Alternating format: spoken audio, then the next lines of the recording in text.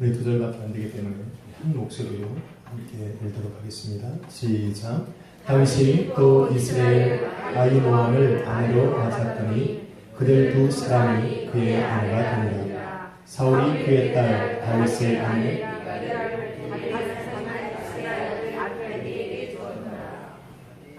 아멘. 할렐루야. 우리 옆에 분하고 축복한다 인사합시다. 잘 오셨습니다. 잘 오셨습니까? 연말에 바쁜데도 불구하고 주님의 또 예배로 부르심에 응답하여 나온 우리 성도님들에게 하나님의 크신 은혜가 있기를 축원합니다. 한 번 더 인사합시다. 좋은 일이 시작되었습니다. 믿으시면 아멘 합시다. 네, 아침부터 저녁까지 하나님의 은혜가 우리 모든 성도들의 삶을 주관하심을 믿습니다. 아멘. 한번 제목을 따라 읽읍시다. 다윗의 두 아내. 성경은 보는 관점에 따라서 남성 중심적으로 쓰여졌다고 볼 수도 있습니다. 페미니스트 학자인 액섬이라고 하는 신학자가 있습니다. 그런데 이 페미니스트 학자인 이 액섬은 말하기를 성경의 이 내러티브는 이야기라는 이야기입니다. 이 성경의 내러티브는 여성들의 권리와 주장을 꽉 묶어놓고 억압했다라고 주장을 합니다. 그러나 성경은 결코 여성들의 권리와 또 주권을, 여성들의 위치를 남성보다 아래 둔다거나 아니면 강제적으로 끌어내린 적이 없습니다.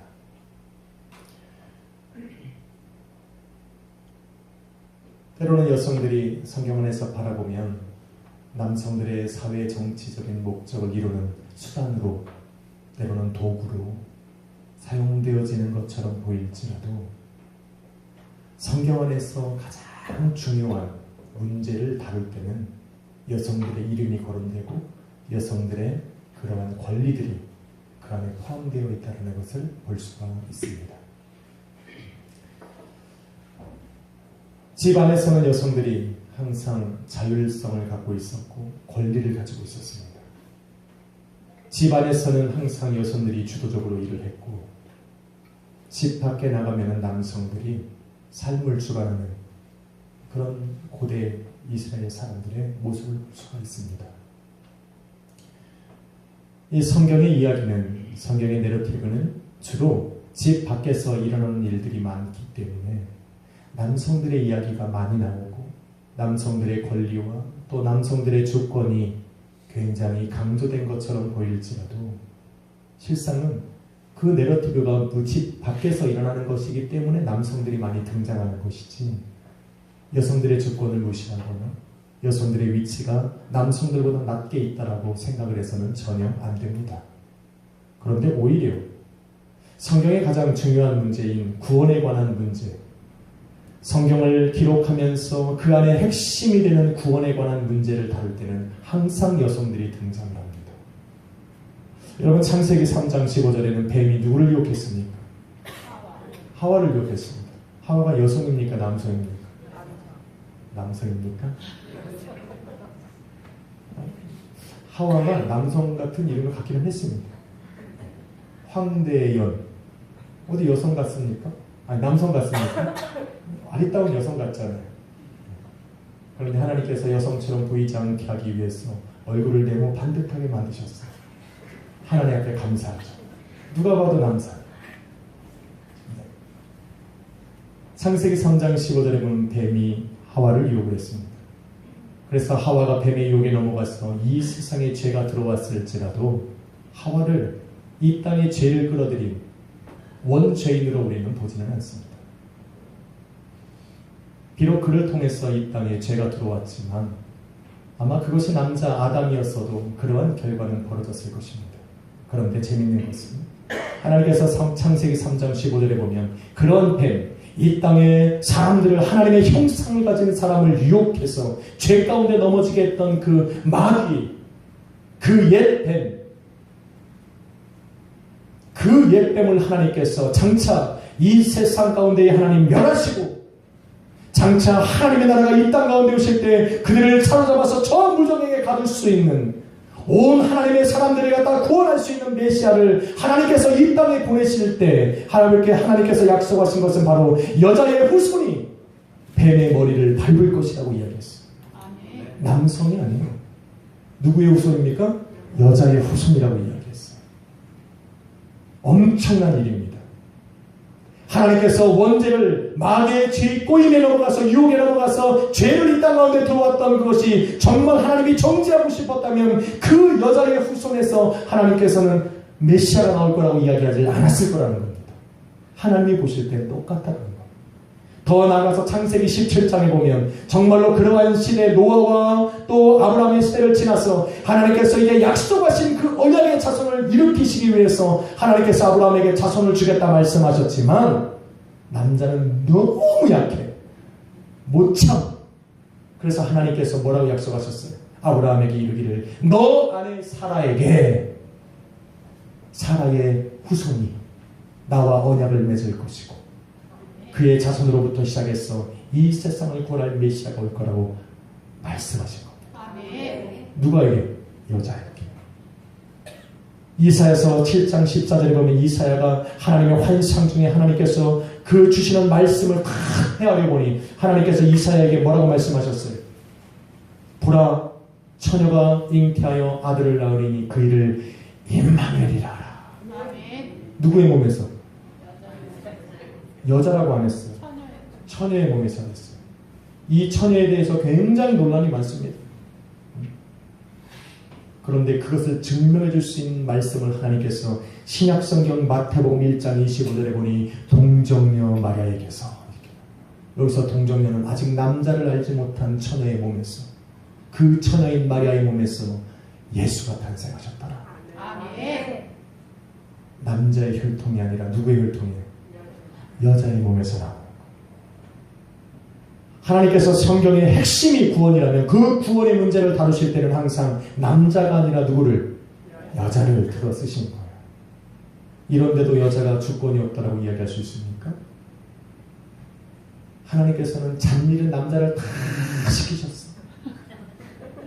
가서 싸워. 그럼 남자는 싸워야 돼요. 짓죠. 그럼 짓줘야 돼요. 남자가 그 활동 안에 하나님께서는 여성을 통해서 계획을 세우셨어요. 여성들은 메시아를 태어나게 하시는 거예요. 누가 더 좋아요? 여성이 좋아요. 남성들은 기분 나빠하지 마십시오.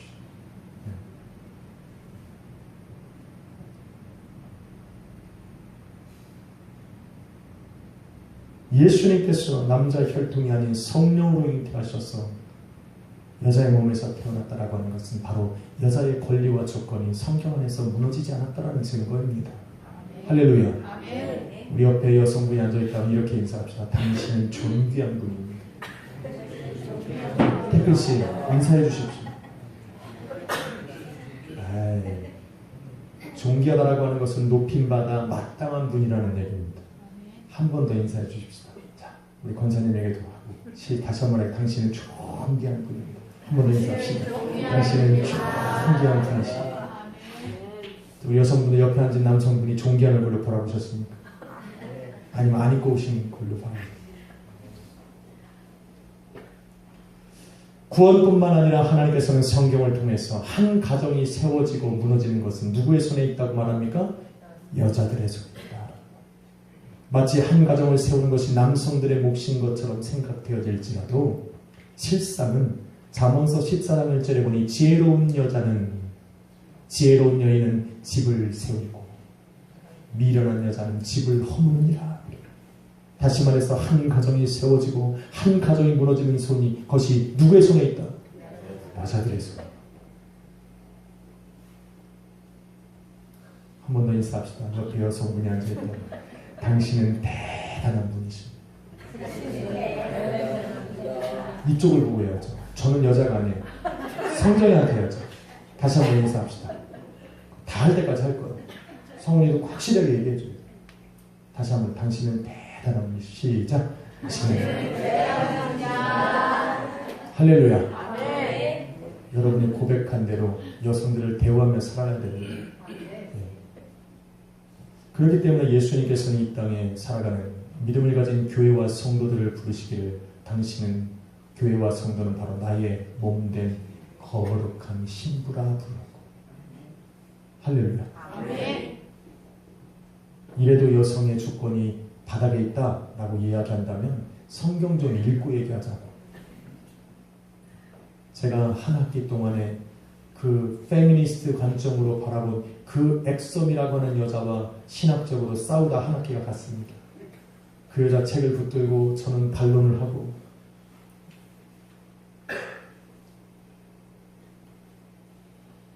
누가 이겼겠어요? 결과는 몰라요. 근데 분명히 제가 이겼을 것 같아요. 왜? 하나님은 평등하게 하셨으니까.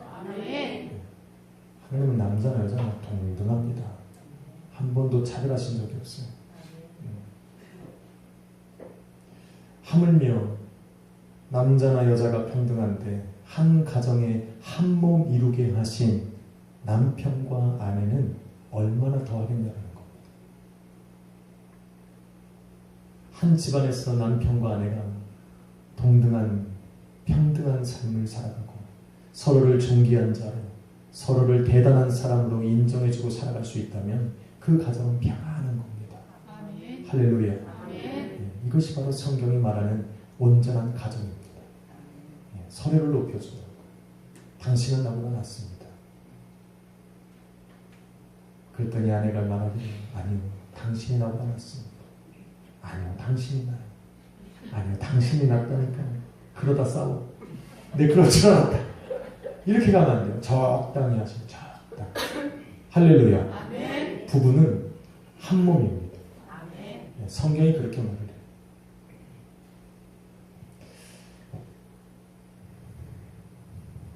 너무 초반에 다 끝낸 것 같습니다.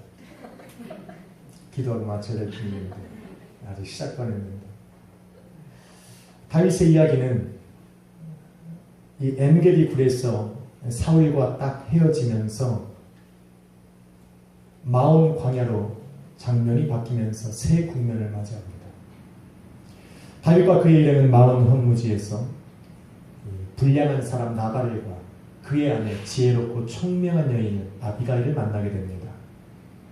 그런데 성경을 우리가 알았듯이 하나님의 말씀을 어기고 하나님의 말씀을 듣지 못하던 그 사악한 나발은 하나님께서 주시는 그 회개의 기회를 잡지 못해서 죽임을 당하고, 그 지혜롭고 총명한 여인은 그 하나님의 뜻을 깨닫고 그 뜻에 자기의 인생을 맡겨드리니 곧 다윗 왕의 아내가 되더라고요.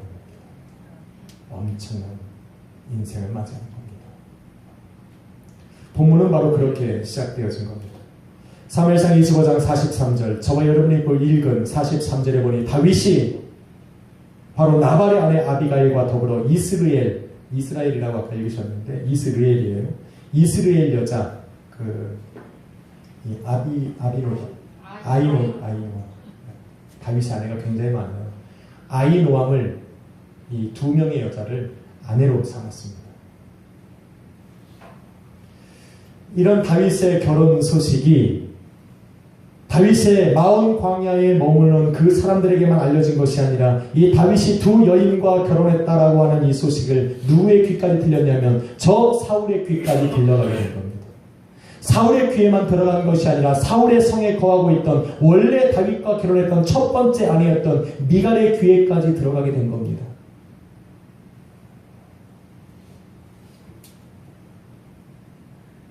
사울이 가만히 생각하다 보니까 조금 전까지 자기가 용서를 하고 돌아왔는데 그 다윗이 정신을 차리고 나서 자기의 딸 미갈을 외에 다른 두 여인과 결혼한 것을 들었을 때 마음이 어떻게 됐겠어요? 열받은 겁니다. 마음이 열받은 겁니다. 그래서 어떻게 합니까? 44절에 보니 자기 딸 미갈을 어떻게 해요? 다른 남자에게 시집 보내버린 겁니다. 너가 그랬어? 나도 할 수 있어. 보냈습니다. 그래서 다윗은 이쪽 가서 결혼하고 미갈은 또 이 발디라고 하는 다른 남자와 결혼을 하게 됩니다. 사실 사울은 왕이기 전에 미갈의 아버지였습니다. 충분히 이해가 갈 수 있습니다. 자신의 딸 미갈과 결혼했던 다윗이 자기의 딸을 버려두고 다른 여인들과 그것도 한 사람도 아닌 두 사람과 결혼했다라는 소식을 들었을 때 그 미갈의 아버지로서 사울은 감정이 상할 만도 합니다. 그래서 마음이 속 썩고 있는데 그 틈을 타서 다윗을 모함해서 죽이려고 싶었던 그 지도자들이 좋은 기회로 삼아서 사울에게 이야기를 하는 겁니다.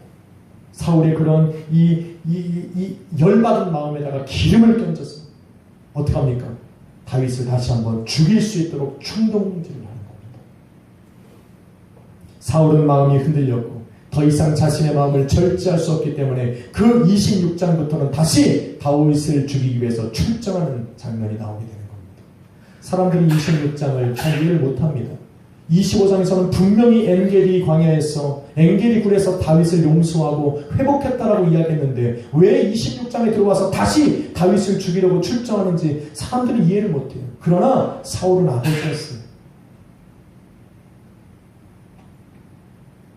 당시 여성의 위치는 남성의 위치와 권위와 동일합니다. 그렇다고 해서 다 여성들이 자기의 지위와 명성을 얻고자 지위가 명성이 높은 사람들과 결혼을 하는 것으로 자기의 지위가 명성이 높아지는 것은 아니었습니다. 가끔은 여성들이 남성들보다 더 지위가 높았습니다. 그래서 그 여성과 결혼한 그 남성들은 그 안에서 지위와 명성을 얻기도 했습니다. 미갈은 분명히 다윗을 사랑했다라고 기록하고 있습니다. 어떤 다윗을 사랑했느냐가 중요합니다. 미갈은 그 인간 다윗을 사랑하는 것이 아니라 다윗의 지위와 명성을 사랑하고 있었다.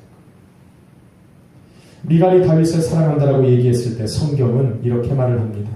다윗은 그때 누구를 죽였어요? 골리앗을 죽이는 아주 영웅이었습니다. 모든 이스라엘 민족들이 우러러보는 그런 장수의 모습을 하고 있었어요.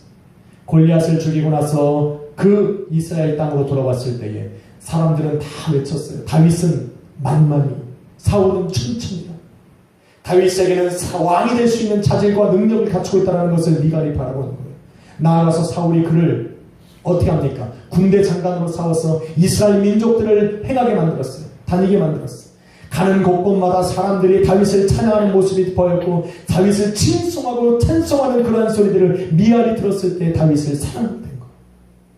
인간 다윗을 사랑하는 것이 아니라 저 베들레헴 지역에서 양을 치는 목동 그 다윗을 사랑하는 것이 아니라 지금 사람들에게 명성을 얻고 지위를 얻었던 그 다윗을 사랑하고 있었던 거예요.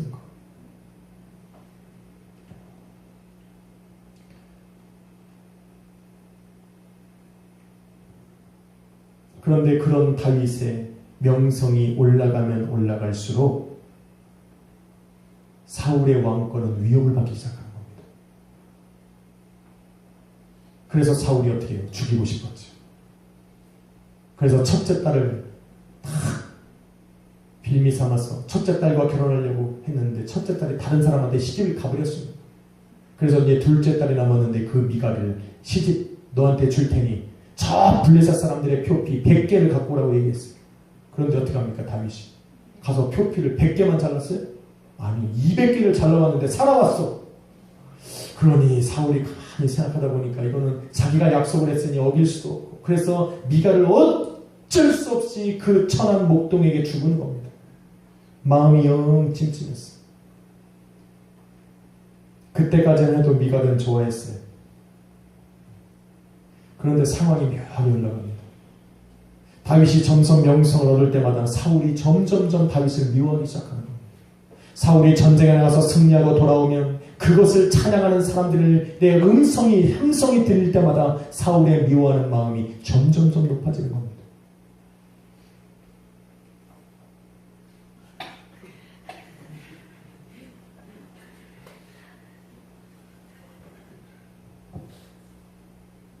그래서 사울은 드디어 역모를 꾸미기 시작합니다.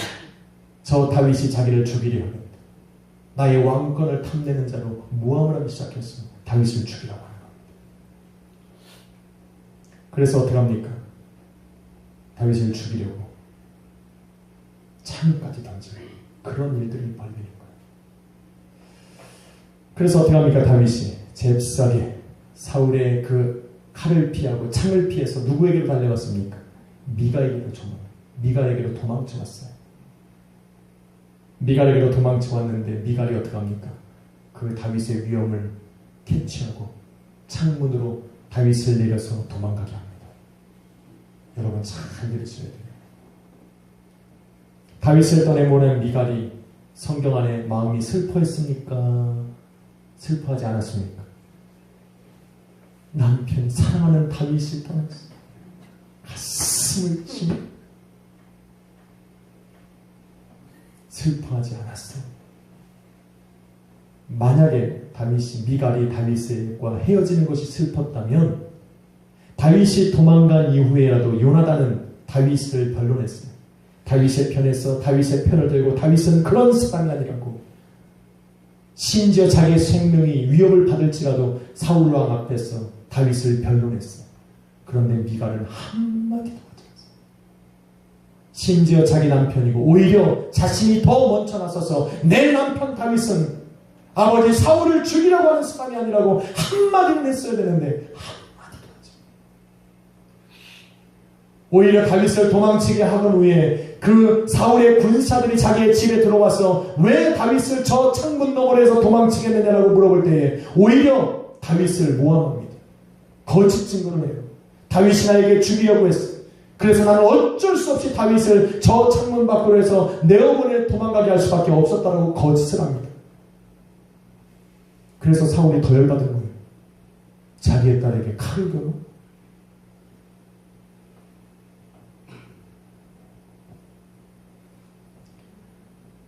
미갈은 다윗을 그렇게 좋아하지 않았어요.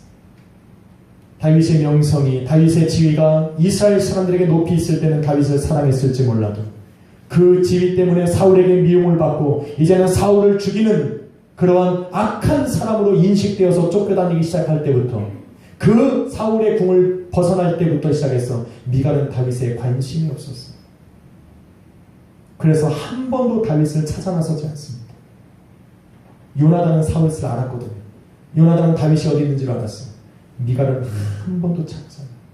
그래서 남편들이 오늘 아내가 사랑할지라도 여러분 집을 나가시는 겁니다. 아내가 찾을 것 같지만 실상은 찾지 않아요. 우리는 집안에서 대우받을 때 잘해야 돼요.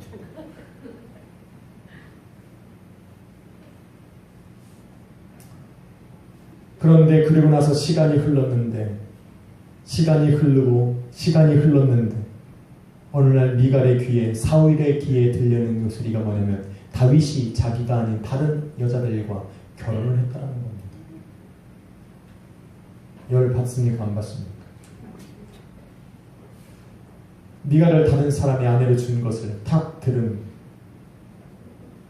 그 순간 사울이 어떻게 합니까? 미갈에게 가서 다른 남자에게 시집을 가라고 얘기하고 미갈은 내일로 가버립니다.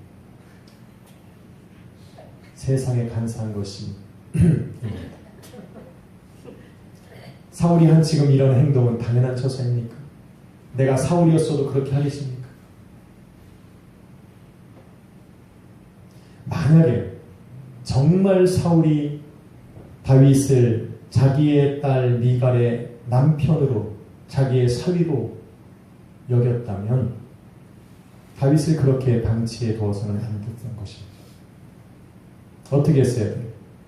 정말 다윗을 미갈의 남편으로 봤다면 엔게디 광야에서 화해했을 때 다윗을 자기의 군으로 불렀어야 돼요.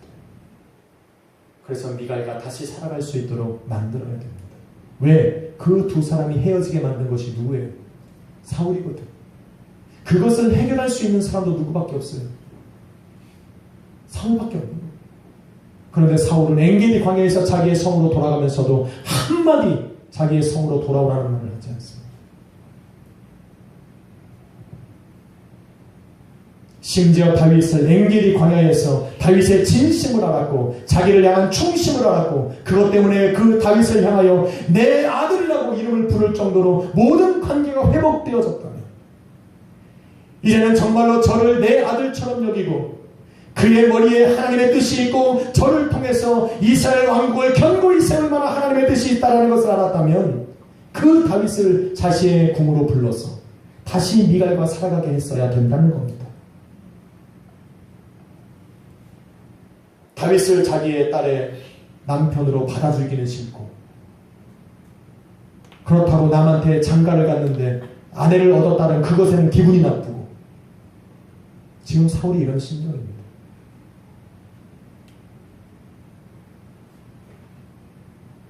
다윗이 처음에 사울의 칼에 쫓겨서 처음 찾아간 사람이 바로 미갈입니다. 다윗은 미갈을 사랑했어요. 미갈이 다윗을 사랑한 것은 그의 지위와 명성이지만 다윗이 미갈을 사랑한 것은 그냥 미갈을 사랑했어요. 심지어 자기의 생명을 걸고 블레셋 사람들의 표피를 잘라올 정도로 미갈을 사랑했습니다. 그래서 사울에게 쫓길 때도 생명의 위협을 받을 때도 멀리 도망갈 수 있었음에도 불구하고 누구에게로 먼저 갔어요? 미갈에게 먼저 갔어요. 왜 굳이 미갈에게 가서 창문 너머로 도망갑니까? 정말로 도망갈 것 같았으면 어떻게 가야 돼요? 그 문에서 사울의 방에서 나왔을 때 36개 주량난을 칠 수도 있었던 게 다윗입니다. 그럼에도 불구하고 미갈에게 왔다는 것은 미갈에게 요구하는 것이 하나 있었어요. 뭡니까?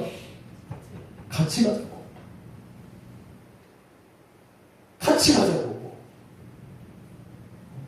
그런데 미갈이 어떻게 했어요? 창문 너머로 누구만 보냈어요? 다윗만 떠나보냈어요.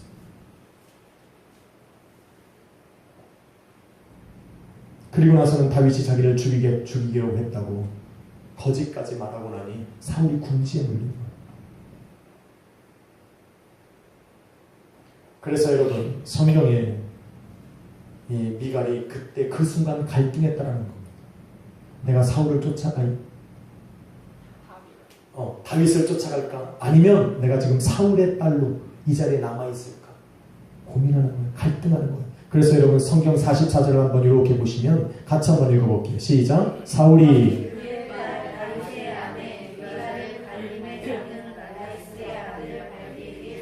뭐라고 이 미갈에 대해서 뭐라고 표현하냐면 그의 딸 다윗의 아내라고 두 개를 분리해서 이야기합니다.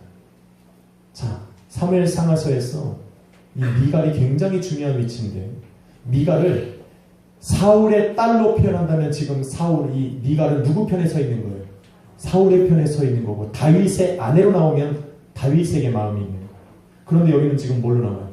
둘 다 나와요. 지금 미갈의 마음이 갈등하고 있는 거예요. 사울의 편에 설 수도 없고 다윗의 편에 설 수도 없어요.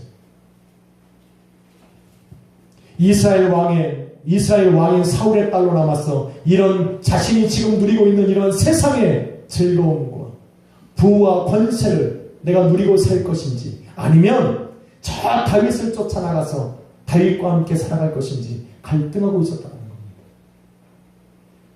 그런데 실질적으로 다윗을 쫓아갈 수는 없었어요. 왜? 당장 눈앞에 보이는 것은 사울이 가진, 아버지가 가진 그런 권세와 능력과 세상의 부귀영화를 포기할 수가 없었어요. 왜? 다윗은 지금 범죄자였고 쫓겨다니는 신세고 다윗과 함께 지금 저 창문을 나간다면 자기는 평생 동안 쫓겨다니는 신세를 살아야 되는데 다윗을 선택할 수가 없는 거예요. 그래서 다윗만 내보내고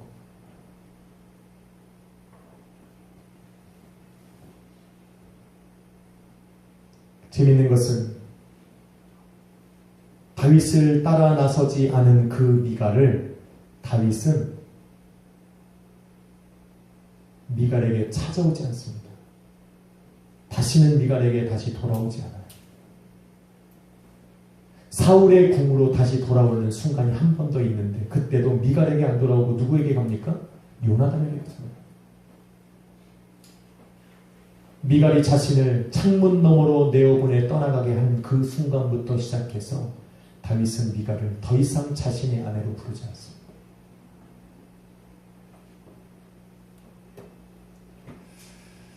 당시 시적인 배경은 여성이 자신의 주권이 있는 집 안에서 집 밖으로 무엇인가를 내려보내면 그것은 내가 그거에 소유권을 갖지 않겠다라는 증거입니다. 그래서 지금 다윗이 두 아내와 결혼했다라는 것은 불법이 아니에요.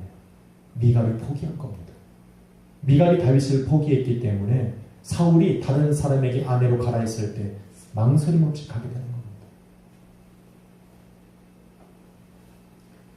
저는 오늘 본문 말씀을 가만히 보면서 이 세상의 성도도 미갈과 같이 갈등하고 있지는 않을까 생각합니다.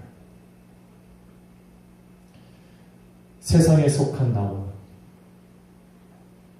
예수 그리스도를 믿는 믿음 안에 거하는 성도로서의 나와 그 사이에서 갈등하고 있는 겁니다. 세상에 속한 나를 선택하자니 예수 그리스도를 향한 믿음과 신앙이 걸리고 예수 그리스도를 믿는 신앙과 믿음으로 살아가는 나를 선택하자니 세상에서 가지고 있는 세상 향락과 즐거움과 내가 누릴 수 있는 그러한 것들이 너무나도 아쉬운 거. 그래서 갈등하고 있다. 여러분은 어디를 택하시겠습니까? 성도입니까? 세상에 속한 당신입니까? 갈등하고 계십니까? 그럼 하나님께서도 우리를 부르실 때 이렇게 부르실 거예요. 세상에 속한 태근이와 성도인 태근이. 성경에 나오는 전문용어로 이거를 뜨뜨미지근한 신앙이라고 얘기합니다. 확실히 고르십시오. 성도인 태근입니까? 성도인 가을입니까? 2번이 대답해 보십시오. 성도인 영근입니까? 마지못해 하는 것처럼 우리 영근이 말랐으니까 영근이 대학이 됐습니다. 영근아 기뻐하지 않는 게 아니라 영근이를 자주 못 봐서 안타까운 마음을 받는 거예요. 세상을 버리고 성도로 살아가지 못하는 그런 갈등 속에 있는 겁니다.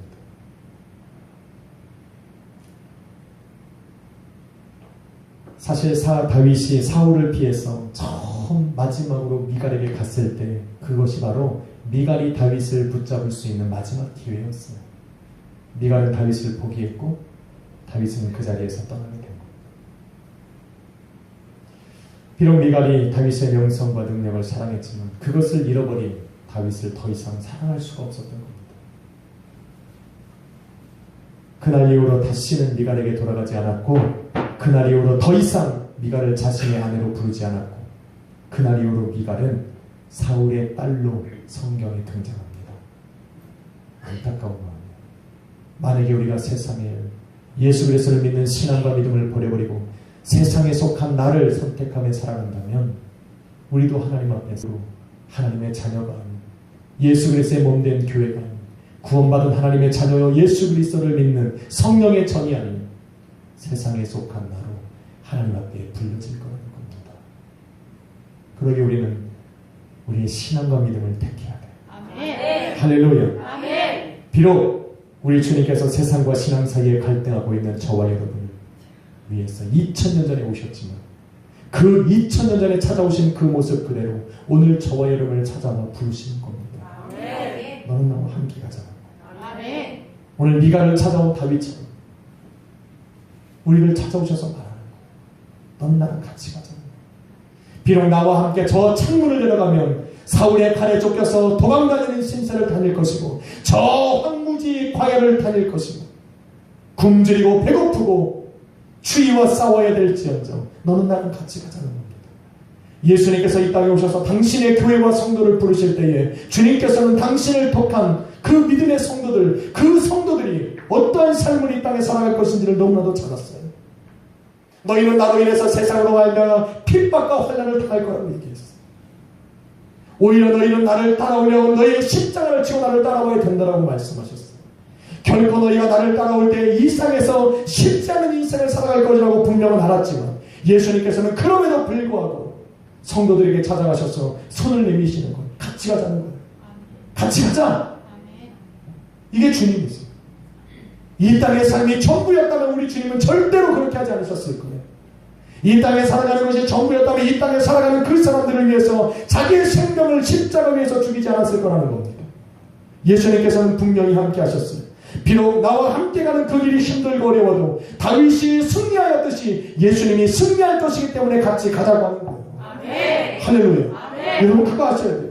비록 함께 예수님과 함께 가나가는 그 길이 고난의 길이고 험난한 십자가의 길일지라도 우리 주님께서는 그 십자가의 길을 걸어가야 예수 그리스도의 부활의 영광에 참여할 수 있기 때문에 가자는 겁니다. 아멘. 할렐루야. 아멘. 비록 나그네와 같은 이 세상에서 또 이 세상에서 내가 가지지 못하고 누리지 못하고 살아가지만 너희는 하나님의 나라의 자녀요. 할렐루야. 아멘. 천국을 소망한 하나님의 자녀이니 그래도 가자는 겁니다. 아멘.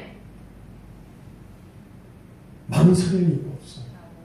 미가는 지금 이것을 포기하는 거예요. 그러나 이러한 주님의 부르심은 영원하지 않다는 걸 반드시 알아야 돼요. 이 예수님의 부르심, 이 예수 그리스도를 나의 신부로 부르시는 이 청혼은 마지막 날이 있어요. 이 마지막 날, 오늘 미갈에게 다윗이 찾아와서 마지막으로 함께 가기를 권고했던 그것을 그 순간이 오늘 성도들에게도 찾아옵니다. 함께 가자. 여러분의 마음을 열고 예수 그리스도를 영접하지 못하고 예수 그리스도를 나의 신랑으로 여기지 못하면 여러분에게는 그것이 마지막일 수 있어요. 하나님과 또 많은 천사들과 히브리서에 말씀하였듯이 정말로 세상에 널려있는 수많은 증인들 사이에서 우리는 세상의 사람으로 남겨질 수 있다는 겁니다.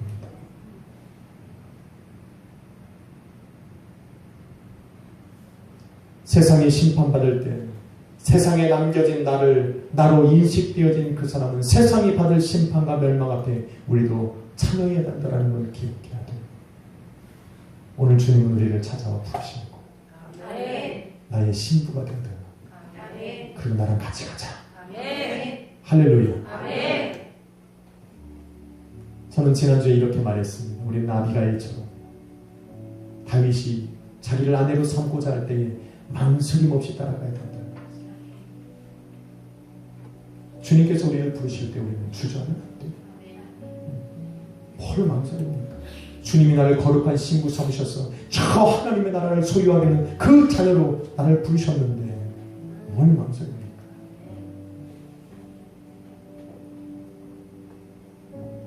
아비가일은 그 나발이 3,000마리의 양과 1,000마리의 염소와 수많은 종들과 정말로 기와집 같은 집이 있었어도 다 버려두고 다윗을 쫓아갔을 겁니다. 아비가일은 너무나도 잘 알았어. 내가 지금 다윗과 결혼해서 그의 아내가 된다면 다윗과 같은 그런 험난한 인생길을 걸어가야 된다는 걸 알고 있었어. 그럼에도 불구하고 망설임이 없었다니까요. 왜? 다윗에게 있는 하나님의 뜻을 보았고 다윗에게 태우신 그 뜻을 하나님은 반드시 이루실 것이라는 확신이 있었거든. 내가 이 순간을 다윗과 함께 지날 수만 있다면 하나님께서 저 다윗을 들어 이스라엘 왕으로 세우실 것을 그 나라에 나는 함께 참여할 것이라는 확신이 있었거든. 할렐루야. 성도는 예수 그리스도의 뜻을 먹고 사는 사람들입니다. 저와 여러분 안에는 하나님의 뜻이 있어요. 할렐루야. 믿으시면 아멘 합시다. 모를까봐 한 번 더 합시다. 당신에게는 하나님의 놀라우신 뜻이 있습니다. 믿으셔야 돼요. 우리 이거는 잊지 말자. 이것을 간직하고 있는 사람이 성도입니다. 그래서 성도는 이 땅에 살아가면서 우리가 험난한 광야의 길을 걸어가고 세상에서 누리는 그런 즐거움을 누릴 수 없는 나그네와 같은 인생을 살아가도 우리는 여전히 걸어갈 수가 있는 겁니다. 그래서 우리는 예수님께서 나를 부르실 때에 나는 세상의 모든 것을 버려두고 예수 그리스도를 쫓아 한 걸음 나아갈 수 있는 그러한 사람으로 살아갈 수가 있는 겁니다. 세상의 화려함을 사랑했던 선택했던 미갈은 다윗의 아내로 시작했지만 다른 남자의 아내로 인생을 마칩니다. 그런데 다른 남자의 아내로 시작했으나 하나님의 뜻에 순종했던 그 아비가일은 다윗의 아내로 왕의 아내로 인생을 마치게 되는 겁니다. 저와 여러분은 이 땅의 사람으로 남겨질 사람들이어야 합니다. 저와 여러분은 바로 왕같은 제사장의 자리로 예수 그리스도의 거룩한 신부로 하나님 나라의 자녀된 신분으로 우리는 영원한 시간을 살아가게 될 겁니다. 아멘. 할렐루야. 아멘. 그게 저와 여러분입니다. 아멘. 갈등하지 마십시오. 과감하게 우리 주님을 선택하고 우리 주님의 부르심에 내가 순종하며 나아가는 그러한 인생을 살아가시기를 예수 그리스도의 이름으로 축원합니다. 아멘.